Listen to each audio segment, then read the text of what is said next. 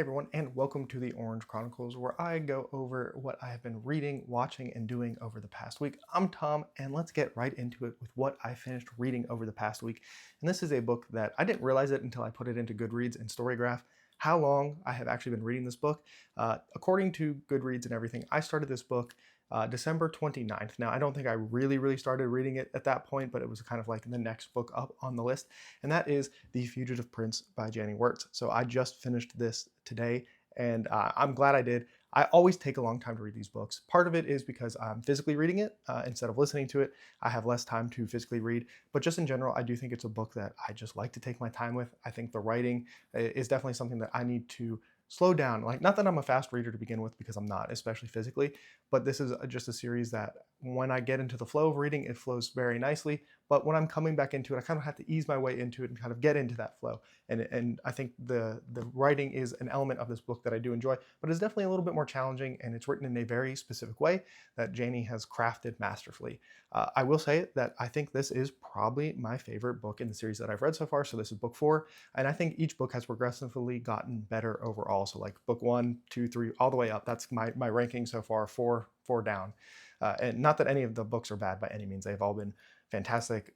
Book 3 was a top 10 book of the year for me last year. And one thing I will say is I still think book 3, Warhorse of Vastmark, has my favorite moment in any of the books so far, which makes it difficult for me as somebody who is a self-described moments reader.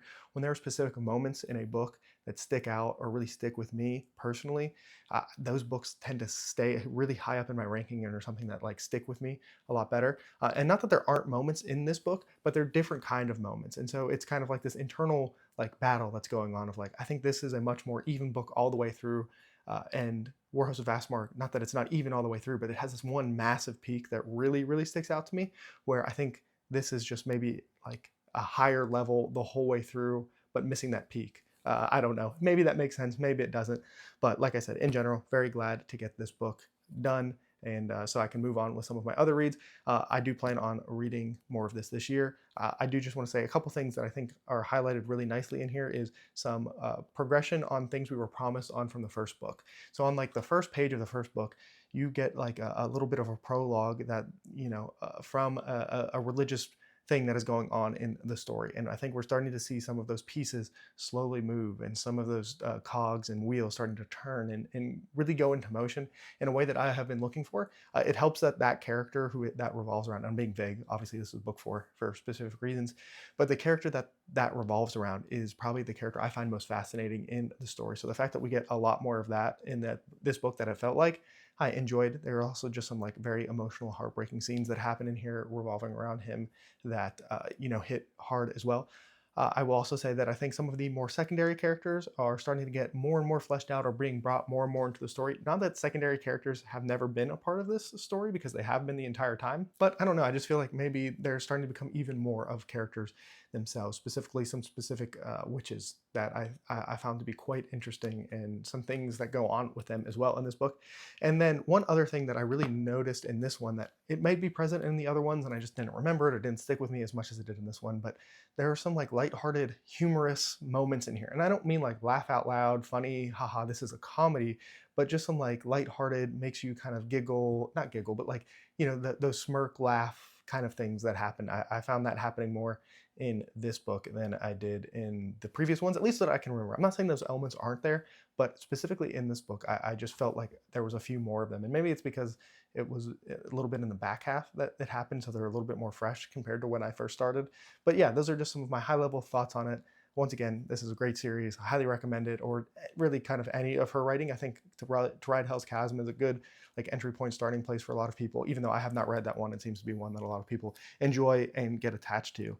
But that is the only book I finished this week. I am very close to finishing The Buffalo Hunter by Stephen Graham Jones. While I am not done with it yet, I have a feeling I know about where this one is going to end up with me. I think this is going to end up in that like 3-star realm of, I liked it, but I haven't been blown away by it. I know some people have said it's kind of boring, and I think this book starts off a lot better and kind of comes down a little bit towards the end. Like I said, I'm not done yet, so I can't give my full final impression on it yet. So we'll have to wait till next week for that. But I'm decent enough into it. I think I have like 3-ish hours left in the audiobook, so like I'm pretty deep in at this point, and I can't imagine it going much higher up my list unless something crazy happens here at the end. But one thing I will say is Stephen Graham Jones is often talked about as somebody who has a very specific writing style and all of those things. And I will say I actually have very much enjoyed the writing style in this book. I have been listening to it on audio, so I don't know if the way the story is told would be more difficult if you read it physically. I think it probably would be, because it's like a story inside of a story inside of a story. So you have a bunch of different narrators and people getting different perspectives in a weird way. Not that like most of us can't handle different point of view stories, but it's just kind of done in a more unique way. And I think maybe audio is helping with that. But I think like the actual prose and everything is also something that I am enjoying, maybe a little bit more than some other people. I've heard some complaints about some of the prose and stuff. I have been enjoying it for the most part. Some people have said that the ending is something else and not in a positive way. So I'm slightly worried about that, but I think it will, well, we'll see what happens. I still have enough left. But then that brings me to what are going to be my reading plans coming up. I normally like to have one physical book and one audiobook at a time. I don't try to mix and match. So my next physical read is going to be finally Discovery by J.A.J. Mitten. They were nice enough to send me an arc of this book, and I am very much looking forward to getting into it. This is kind of a cosmic horror book 1 of a 5-book series.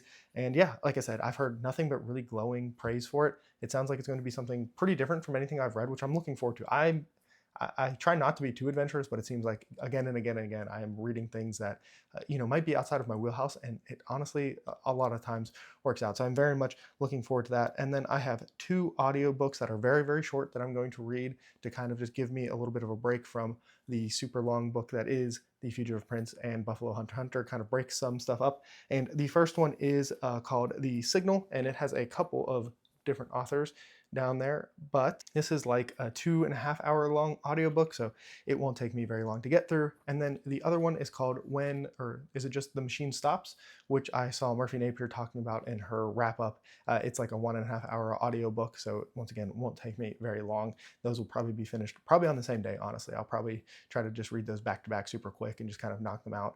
But The Signal, I didn't tell you what it was about, but The Signal is basically we get a signal from somewhere in outer space, and we got to figure out, is it aliens or is it something else? What's going on? That kind of thing. And then The Machine Stops is once again another sci-fi series, and it's basically people have it's kind of like WALL-E, basically, where there's like machines and stuff that just take care of you and everything. And it's not that long of a story, so I didn't look too much into it other than what Murphy said, but it reminded me kind of like a WALL-E-ish kind of scenario where humanity has these machines that can just kind of take care of everything that they need. You don't need to go out and explore and do all those kinds of things as normal. But I will also then probably start, once I finish those 2, this is my next long read, really. Discovery is 450 pages, but my next long audiobook will be Faithbreaker, and I will start that this week as well. And this is book 3 of the Fallen Gods trilogy. As of now, she has talked about, Hannah Kenner that is, has talked about maybe making this more books in the future or something. I don't want to say too much because it is book 3 in a series, but I'm cautiously optimistic on this. I really, really liked the first book, God Killer, and then I think book 2 just had such middle book syndrome. Like, it was like 350 pages of like, why wasn't this just like a 50-page novella? This, like, let's speed this up, let's get going. And so I'm hoping that this final one, Faithbreaker, can bring it all home, and it still ends up being a good trilogy, and also just awesome covers here on those books. So that is all that I read this week, because on the manga front, I did not read anything, because I kind of replaced a lot of the time I would have thought I would read manga with watching TV. I've watched a lot of TV recently, which isn't normally something I do. I kind of go in waves. That's kind of why it and manga kind of trade places, where I go in waves for both of them. So I have been watching, well, I mentioned this in the monthly wrap up as well, but I did finish Invincible, and that was an awesome series. Season 3 was just a great experience. I think the places where they skimped on animation to make up for it, and the places you really care about the animation, made perfect sense. I thought the story was really good, and I will say it really makes me want to read the comics, because I didn't realize how, I thought we were much closer to the end of the series, and we're like barely into like the second major, like they have like the big bind ups like manga has, and apparently we're like barely touching the surface of the second one of the 3 I think that there are. And so I kind of want to read it. I know that technically they're not exactly the same, that the author was like, I'm a better writer now, I can do this story better while keeping it kind of the same, which is an interesting thing, but I do kind of want to get through. And I don't know, I'm starting to see some spoilers for the comic on the internet, and I don't really want to be spoiled. I would like to experience those things for myself. So I'm definitely considering picking those up, and that would definitely replace some of the manga reading I'm doing, but I do want to do that as well. Speaking of comics, I guess I could mention there is a Superman comic I want to read that maybe would fit in here at some point coming up. I don't know. It's a kind of a wild card for me when I'll read that. Then I have been watching The Wheel of Time season 3, and I have got to say I am pleasantly surprised. You know, season 1 I think was just pretty bad. Obviously there was all kind of situations going on. Actor left in the middle of it, and they had to reshoot a whole bunch of stuff that really messed them up. The pandemic was going on, that probably really affected them, with people not working, like from CGI, like their studios, just everything. That doesn't really excuse some of the story choices I think they still made in the end. So that season is like really bad. And then season 2 was like, okay, this is at least like a coherent TV show that makes somewhat sense. Is it still a great adaptation? Absolutely not. No. But it was still like a fine TV season. But season 3 has like legitimately been good. I'm excited to watch it, which is nice, because at season 1 and season 2, I was like, okay, we'll watch it because it's Wheel of Time. In season 3, I'm legitimately like, yeah, I want to watch what is going on. I think they did the episode of Royadian, and I thought it was done super well. And yeah, they're trying to get back to the books. Like they're trying to line stuff up at least in ways that make sense, which I think is nice. It's like, well, why didn't you just do that from the beginning? So I definitely get that for everyone out there who's frustrated with some of those early seasons, just like I was. But it is at least nice that they are trying. And I guess I've heard that the show isn't necessarily getting guaranteed to get a season 4. So at this point, what's probably going to happen is they're not going to get a season 4. I'm going to be upset that they finally started to hit their stride. Like not every show is going to be great from the beginning. Sometimes shows take a couple seasons to really get good, and it would suck to see Amazon pull the plug on it, as it feels like it's starting to hit stride now. There's still a couple episodes left. They could totally drop the ball here towards the end, but I would hope that season 3 can finish strong, because it's far and away better than the first 2 seasons. It's not even like a competition. So that is nice. And then I'm also watching Band of Brothers. It's a World War II. I almost said World War One. It's a World War II show. I Googled, I needed to find a new show after reboot, so I Googled like top 10 shows of all time and started going down. I think it was IMDb's list of like top shows. And Band of Brothers is like a 10 episode miniseries, which works great for me because I just kind of want to knock some of these things off of the list. So I'm going to probably watch that, or I have been watching that. It's been good. I'm surprised it's ranked highly as it is. I guess it's based on true stories and stuff, but it's a lot of shaky cam, a lot of like people shooting in fields and shaky cam. And I don't know, maybe it gets better. Not that it's bad, like it's good, but I don't know. Top 10 of all time, maybe. And then the other show I was also considering that I'll probably pick up after I finish Band of Brothers is Chernobyl. So those are some things I'm considering watching. Let me know if you have any good recommendations. I need to find like another good show that's a little bit, I don't want something that's like 400 episodes, but something that is in that middle ground is something I'm trying to find that I can watch by myself when I'm need something to not turn my brain off, but like to not have to give as much attention as reading takes. But that is kind of my update for the week. I would love to hear about your week down below in the comments or on the Discord. Link will be down in the description.